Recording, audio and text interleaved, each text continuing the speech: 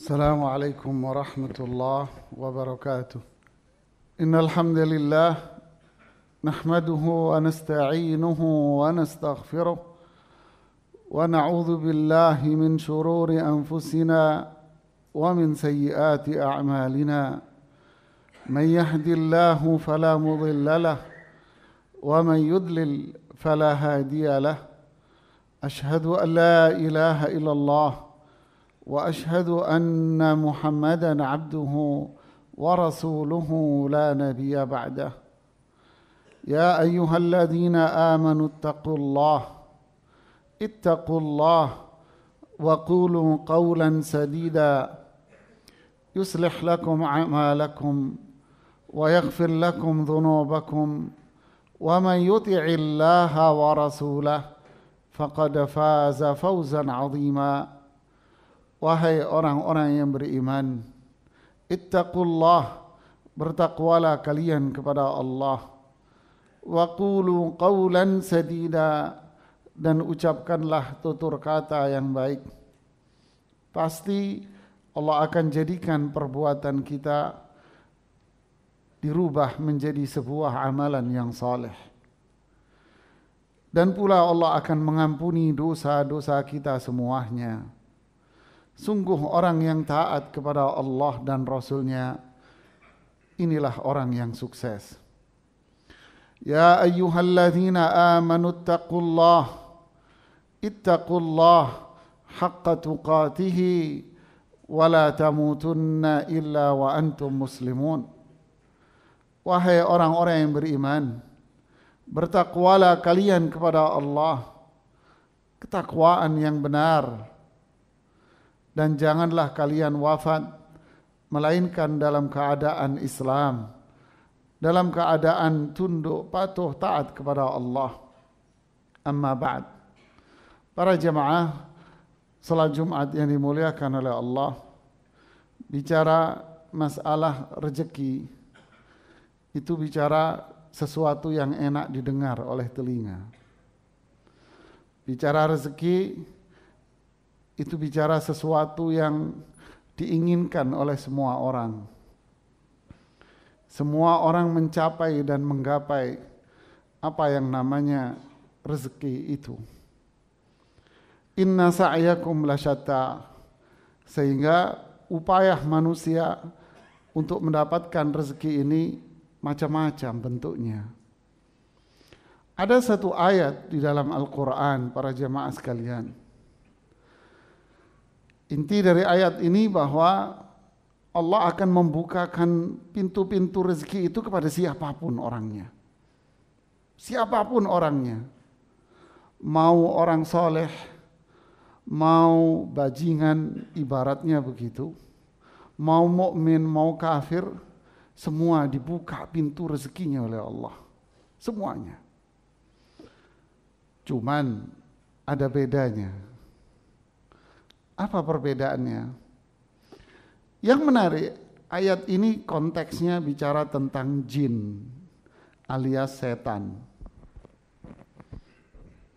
Wa allaw istaqamu 'ala tariqati la asqainahum ma'an ghadaqa linaftinahum fi. Andai mereka itu berada di jalannya, ini terjemahan umumnya, berada di jalannya, pasti mereka, Allah akan membukakan pintu-pintu rezeki yang luas buat mereka. Subhanallah. Para ulama tafsir ada dua model penjelasan berdasarkan redaksi dari ayat ini. Karena di ayat itu Allah mengatakan jin itu ada dua macam, jemaah. Sebagaimana manusia itu ada dua model. Wa minnal muslimuna wa minnal qasitun. Ada jin yang taat kepada Allah, yang beriman kepada Allah, menjalankan apa yang Allah perintahkan dan menjalankan apa yang diperintahkan oleh Rasulullah sallallahu alaihi wasallam. Wa minnal qasitun, ada jin yang tidak mau melakukan itu. Jin kafir, jin maksiat, Islam yang maksiat, ini qasitun, mereka yang bermaksiat. Dua model jin, begitu pula manusia. Ada dua model manusia. Kenapa? Karena wa ma khalaqtul jinna wal insa illa liya'budun. Karena tujuan utamanya sama, yaitu untuk ibadah. Ada yang taat, ada yang keras kepala, tak mau. Lalu muncullah ayat ini jemaah. Wa allaw istaqamu ala tariqati. Jika orang yang Islam ini komitmen di atas keislamannya. Jika orang yang taat itu komitmen dengan ketaatannya, maka kami akan bukakan pintu-pintu rezeki kepada dia. Berarti tipe makhluk yang kedua ini, jika mereka itu terus-menerus berada dalam kemaksiatannya, kebandelannya, keengganannya, ketidakmautahuannya dia terhadap hukum Allah, tidak mau tahu dengan syariat Allah dan Rasulullah sallallahu alaihi wasallam, terus dia berada dalam jalur-jalur yang namanya kesesatan, kemaksiatan, kekufuran, kesyirikan, terus di situ la asqainahum ma'an ghadaqa. Kami akan bukakan pula pintu-pintu rezeki buat dia. Loh, kok aneh? Ya, apa bedanya? Para ulama tafsir dari kalangan sahabat tabi'in mengatakan, kalau dia orang yang beriman, taat sama Allah, la asqainahum ma'an ghadaqa, ini terjemahan redaksionalnya, pasti kami akan kasih dia minum dengan air yang berlimpah. Maksudnya rezeki yang berlimpah. Berarti kalau dia beriman, maka rezekinya itu dibukakan oleh Allah, rezeki yang penuh dengan keberkahan. Rezeki yang berkah. Tapi kalau qasitun, mereka yang keluar dari ketaatan dia kepada Allah, dia keluar dari ketaatannya kepada Allah, Allah bukakan pintu-pintu rezeki. Ai wasa'na alaihimur rizqa istidrojan, bahasanya Ibnu Katsir. Yaitu kami akan bukakan pintu-pintu rezeki buat mereka istidrojan, kayak main layang-layang, diulur terus sampai kemana dia akan pergi dalam kekufuran dan maksiatnya. Masya Allah. Jadi orang maksiat jemaah yang kakak kenal jidatnya dengan sujud, wajahnya jarang kena air wudhu,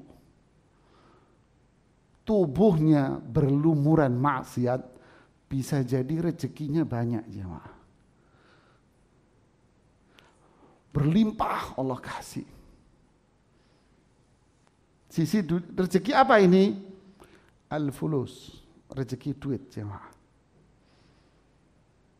Bisa jadi orang yang rajin sholat, simahum fi wujuhihim min atharis sujud, wajahnya itu penuh cahaya karena rajin sujud dia. Tapi sisi duit, rezeki fulus, duitnya bisa pas-pasan jemaah. Kok aneh? Ya, kalau yang muslim yang taat, dia minum air segelas sudah cukup dan kenyang. Tapi mereka yang ini punya duit ratusan miliar, tapi ibarat orang miskin dia jemaah. Dua-duanya kasih rezeki. Tapi rezeki yang benar-benar bernilai. Kecil, dikit, tapi sebetulnya itu mahal. Ibarat sebuah berlian jemaah. Seukuran kancing kita, mahal jemaah. Tapi kalau batu, ya batu. Nah, cobalah Anda berpikir. Para jamaah sekalian yang di masjid ini, coba berpikir. Kita mau rezeki yang mana? Ibaratnya dikit, tapi berkah. Makan dikit kenyang. Atau yang banyak, tapi batu jemaah. Gak ada nilainya, gak ada keberkahan. Justru menjadikan dia semakin bergelimang dalam maksiat. Imam Ibnu Qayyim rahimahullah mengatakan, manusia yang model kedua ini bedanya sama binatang apa? Anda bisa jawab. Bedanya sama binatang apa ini tipe yang kedua ini? Allah kasih rezeki banyak dia. Luar biasa dia mencarinya. Ya Allah kasih kaya dia. Tapi bedanya sama binatang apa dia? Ibnu Qayyim menjawab, binatang lebih baik dari dia. Kenapa? Karena rezekinya binatang lebih banyak dari dia. Dia kalau makan pisang paling satu, tapi monyet bisa makan pisang satu sisir jemaah. Begitu seterusnya. Ini ucapan para ulama, bukan saya. Inti dari ceramah khutbah Jumat ini adalah apa? Ternyata bukan banyaknya yang kita cari, tapi yang kita cari adalah kualitasnya. Kualitasnya jemaah. Banyak nyungsep buat apa? Lebih baik dikit tapi hidup kita ditemani oleh para malaikat. Wa inna alaikum lahafizin kiraman katibin. Allahu akbar. Setiap dari jiwa kalian adalah ada malaikat-malaikat yang mengawal kalian. Walladzi yaqra'ul Qur'ana wa huwa mahirun bihi wa huwa ma'as safaratil kiramil bararah. Orang yang rajin ngaji Quran, rajin belajar Quran, rajin mengamalkan, ma'as safaratil kiramil bararah, hidupnya ditemani para malaikat-malaikat. Ini rezeki mahal jemaah. Hidupnya, iya. Kalau mau waktu wafat, innalladzina qalu rabbuna Allah thumma istaqamu tatanazzalu alaihimul malaika. Waktu mau wafat, para malaikat berdatangan. Bukan datang, tapi berdatangan. Banyak. Di samping dia. Ini sakit nih tiduran mau wafat. Para malaikat berdatangan di samping dia jemaah. Malaikat pembawa rahmat. Ngapain malaikat ini? Bapak, ibu, gak usah takut. Anak-anakmu yang kamu tinggal, nanti ada pengganti yang lebih baik. Dikasih yang lebih baik. Kamu takut azab neraka? Gak usah takut neraka. Gak usah takut azab, kata malaikat. Alla takhafu wala tahzanu. Sedih atas dosa yang kamu lakukan dulu, nggak usah sedih. Dosamu diampuni, itu coba lihat di sana. Itu neraka memang, tapi ditutup nanti, ditutup sama malaikat, diganti itu surga. Nah itu tempatmu itu. Wa abshiru bil jannatil lati kuntum tu'adun. Ini rezeki ini jamaah. Bisa jadi dari sisi fulus duitnya dia pas-pasan. Makan ya nasi putih, tempe sama kerupuk. Tapi dia dapat kebahagiaan ini jemaah. Inilah namanya rezeki yang berkah. Penuh kebaikan. Apalah artinya duit yang banyak. Tapi hidupnya ditemani oleh syaitan. Wa qayyadna alaihim qurana. Hidupnya dia ditemani oleh para setan-setan. Fazayyanu lahum ma baina aydihim wa ma khalfahum. Setan-setan ini akan senantiasa membuat indah semua apa yang dilarang oleh Allah. Tolak belakang jemaah. Kita mau yang mana? Mau rezeki yang berkah? Atau mau rezeki yang membuat kita semakin sengsara dan menderita? Tinggal satu pertanyaannya. Bagaimana caranya untuk mendapatkan rezeki yang berkah? Allah tadi bilang, wa allawistaqamu, andai mereka itu istiqamah. Wastaqimu lahu wastaghfiruh. Di ayat yang lain, istiqamah kalian dan taubatlah. Jadi istiqamah itu, kata Imam Ibnu Qayyim di dalam kitab Madarijus Salikin, kayak roh. Kita ada rohnya, hidup. Tapi kalau kita nggak ada rohnya, mati jamaah. Manusia kalau tidak istiqamah, dia mayat hidup. Allahu Akbar. Lalu apa istiqamah itu? Abu Bakar As-Siddiq mengatakan, istiqamah itu apa? Anda bertauhid, jangan melakukan perbuatan syirik. Umar bin Khattab mengatakan apa? Istiqamah itu apa? Lakukan apa yang Allah dan Rasulnya perintahkan kepada kalian. Utsman bin Affan mengatakan istiqamah itu apa? Ikhlas, sama dengan Abu Bakar. Jangan berbuat syirik. Ali bin Abi Thalib bilang apa? Laksanakan apa yang sudah Allah dan Rasulnya perintahkan kepada kalian. Sama dengan Umar bin Khattab. Begitu pula komentar dari Abdullah ibnu Abbas. Begitu pula komentar dari para tabi'in, Hasan al-Basri, Mujahid, Syekhul Islam Taimiyah, dan para ulama yang lain. Jadi istiqamah itu apa? Ikhlaslah kamu dalam melakukan semua pekerjaan apapun. Karena Allah. Jangan karena dunia, jangan karena hawa nafsu. Jangan berbuat syirik sama Allah. Jangan menyekutukan Allah. Mintalah, berdoalah, kembalilah hanya kepada Allah dan lakukan semua yang diajarkan oleh Rasulullah SAW. Jangan bid'ah. Wa may yattaqillaha yaj'al lahu makhraja. Orang yang bertakwa punya problem, punya masalah, tapi Allah akan kasih solusi secepat kilat. Wa yarzuqhu min haitsu la yahtasib. Rezekinya Allah kasih dari jalan yang Anda tak kira-kira. Anda tak sangka.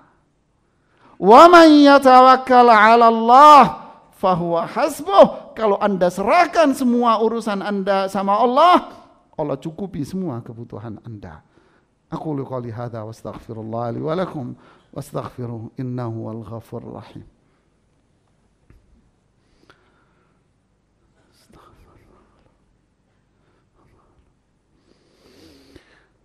Alhamdulillah hamdan thayyiban mubarakan fih. Wassalatu wassalamu ala Rasulillah wa ala alihi wa sahbihi wa mawala amma ba'd. Para jamaah, ucapan seorang ayah kepada anaknya, "Nak, kalau gede mau jadi apa?"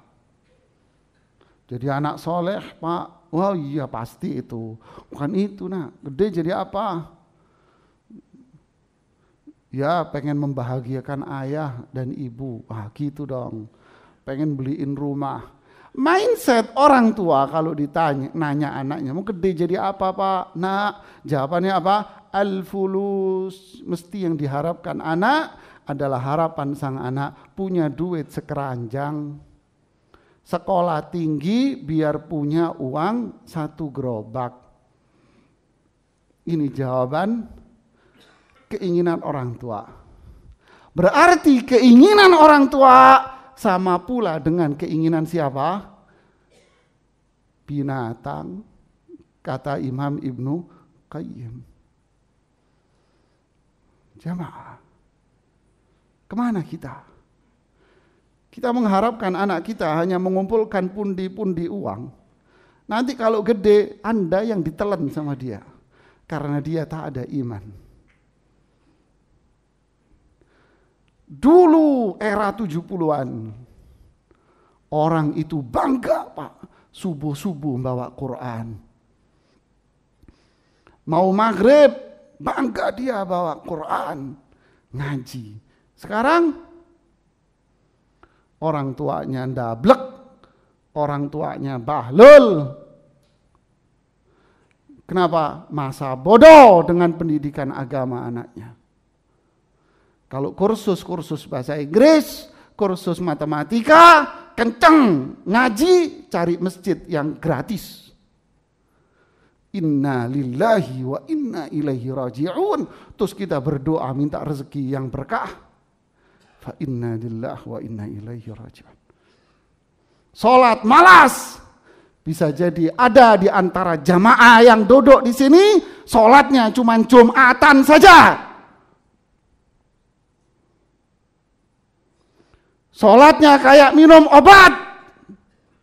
Sehari cuma 3 kali. Lalu Anda berdoa minta rezeki yang halal, minta rezeki yang berkah, dikasih rezekinya Qarun dan Fir'aun. Mohon maaf bahasa saya tegas, biar gak ada yang ngantuk.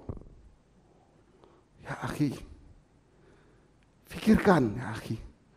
Coba lihat di dalam ayat Al-Quran. وَمَا خَلَقْتُ الْجِنَّ وَالْإِنسَ إِلَّا لِيَعْبُدُونَ مَا أُرِيدُ مِنْهُمْ مِنْ رِزْقٍ وَمَا أُرِيدُ مِنْهُمْ أَنْ يُطْعِمُونَ إِنَّ اللَّهَ هُوَ الرَّزَّاقُ ذُو الْقُوَّةِ الْمَتِينُ.